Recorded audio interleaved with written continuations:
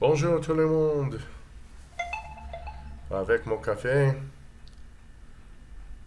Ooh, shoot. Ooh. I don't have as much coffee and I almost tipped it on my keyboard. No way. Oh, it's good though. Mm-hmm. A lot less. Down to here now. Oh, that's my little voting mark. Yay, because I voted. Um, Good Lord. Yeah, I'm cutting down coffee, man. I'm already 2 tablespoons less. And today's the 6th. On the 10th, I'll be down to 18 grams of coffee. On the 20th, I'll be down to 18. Yes, 15. And then on the 30th, I'll arrive at my 12 grams of coffee beans, which will fill 200 mil of water. And that's all I'll be drinking. So I'll actually be able to brew my coffee in this cup. I already practiced it. Yay. Gosh, did I have a cheat day yesterday? I don't know. Do you ask people who are on a standard American diet if they ate a piece of steak or an egg if they had a cheat day?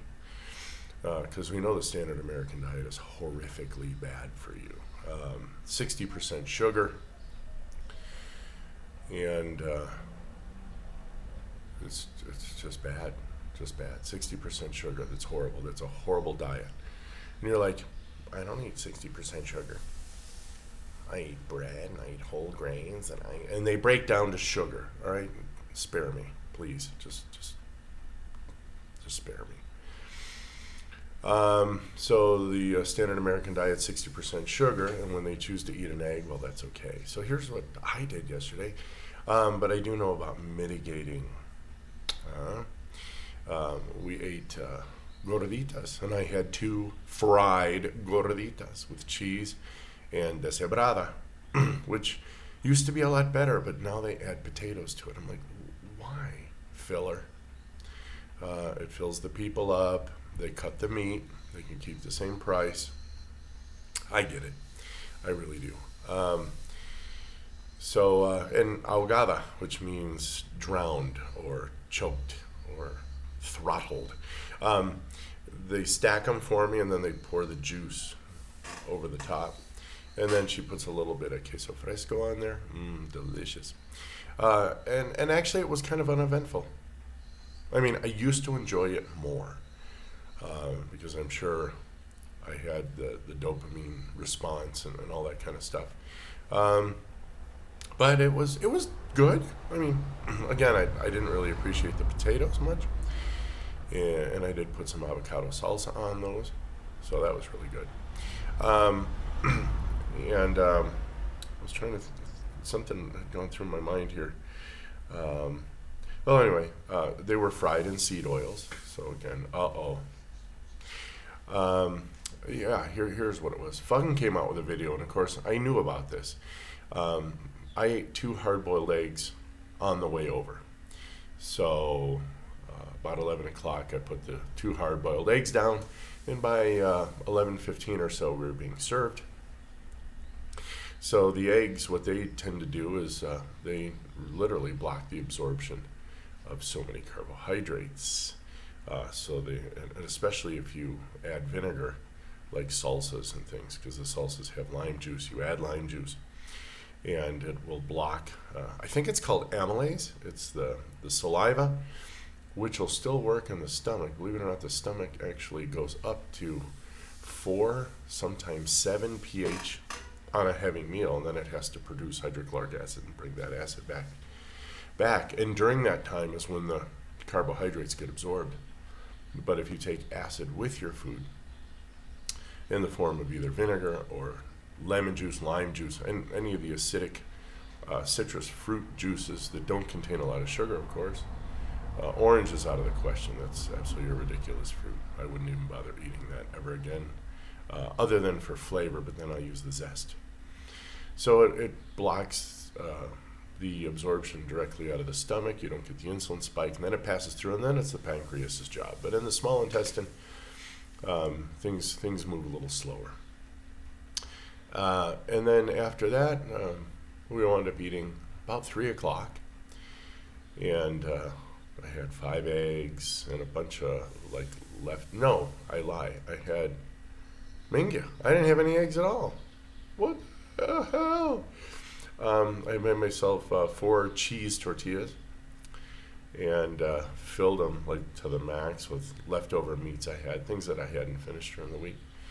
And I could only eat 3 of those. And then I had some ice cream that I make, which is really super low carb, but way delicious. It has eggs in it and everything. It's wonderful. And then I had some strawberries and some chocolate chips, and then I had a Mexican sweetbread. And again, I mean, it's okay, but the dopamine wasn't kicked on. So, who cares? And when I went to bed, I was 199 pounds, and this morning I'm 190.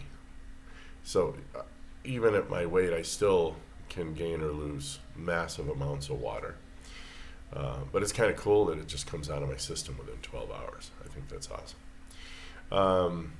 And so when I give you weights, it's like I'm almost giving it to myself, just so when somebody says, how much did you weigh? It's like I don't have to say, I don't know, it doesn't matter, and explain to them for 4 hours why it doesn't matter about your actual body weight or your body mass index. None of that makes any sense. As a matter of fact, my body mass index today,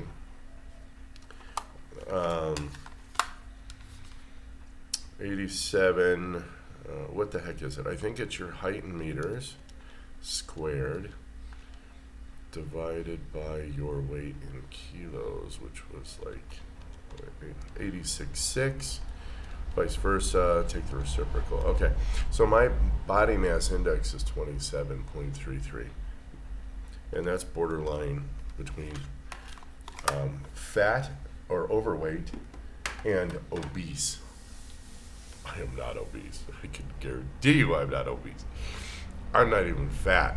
According to my blood markers and my blood work, I am absolutely trim, gorgeous, lovable. I love myself. And I weigh what I weighed when I was 18 years old. So the hell with it. You know what? They don't know what they're talking about.